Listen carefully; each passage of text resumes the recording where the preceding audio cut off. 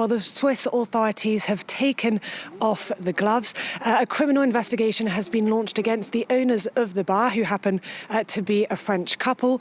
The charges: arson and homicide by negligence. Now, they are still free. They are presumed innocent. But if they are convicted, they could face up to 3 years behind bars. Now, as their defence, the couple have said that the bar was compliant, that they have faced at least 3 security checks in the past decade. But the findings of the current investigation tell a very different story.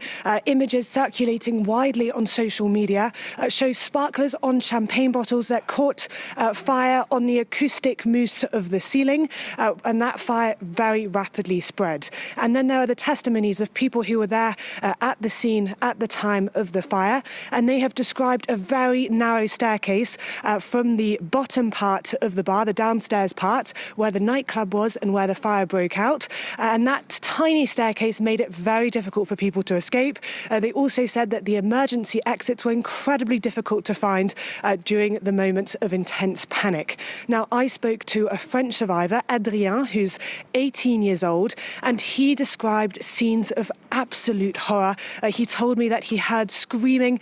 He saw people with faces with extremely severe burns, and he told me that those images will haunt him for the rest of his life. Indeed, many of the victims were so badly burned that it's been slow to identify them. What's the latest you can tell us about that? Yes, exactly. It's taking time to identify the victims. This is mostly because of the severity of the burns, making it incredibly difficult to identify them. Authorities are working hard.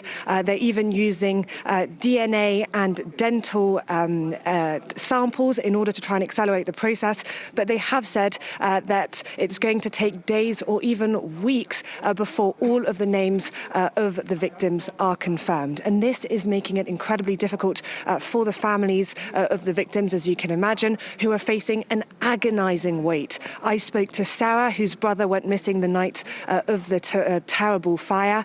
She has not heard a single word from him since that night, and she's not alone. Her grief, her extreme sadness is being shared by dozens of families here at the resort. And then there's the challenge of the medical challenges because of the severity of the burns and the amount of victims. Swiss authorities have really been struggling in order to bring them to the hospitals, and Swiss health centres have been struggling, and so European countries have been stepping in order to help out. And around 50 victims of the most severe burns have been sent to neighbouring Italy and France for treatment. Now, the president of Switzerland has said that this is one of the worst tragedies in the country's history, and Switzerland is currently observing 5 days of national mourning.